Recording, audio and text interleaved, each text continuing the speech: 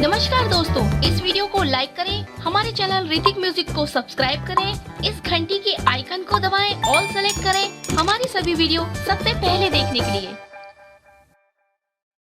बोला बोला देवघर वाले बाबा की। DJ Manish Raksol presented by Hrithik Music Biharigunj. झूमे लागल बम झूमे लागल, चिलम से धुआं उठे लागल। झूमे लागल बम झूमे लागल, चिलम से धुआं उठे लागल।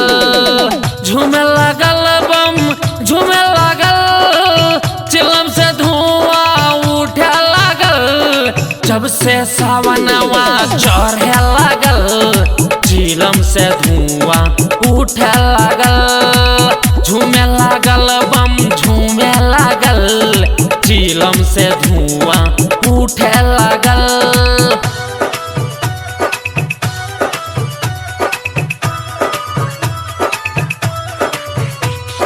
DJ Manish Raksol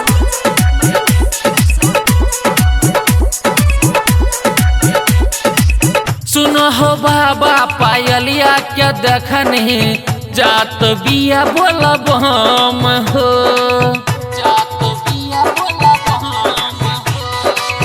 केतनो कहानी संग चल के आयल नहीं हमर संग हो।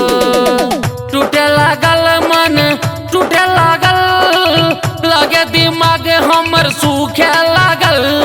जब से सावनवा चढ़े लागल, चिलम से धुआं उठे लागल। झूमे लागल बम झूमे लागल, चिलम से धुआं उठे लागल।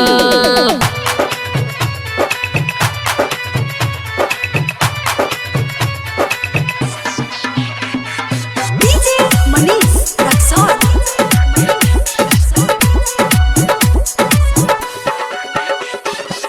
सुनो हो बाबा पायलिया के बिना कैसे जेबे बोलब हम हो।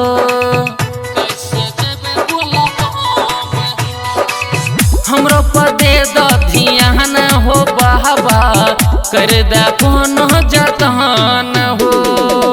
फट लागल मन फट लागल, लगे करम हमर फूटे लागल। जब से सावनवा चढ़े लागल, चिलम से धुआं उठे लागल। झूमे लागल बम झूमे लागल, चिलम से धुआं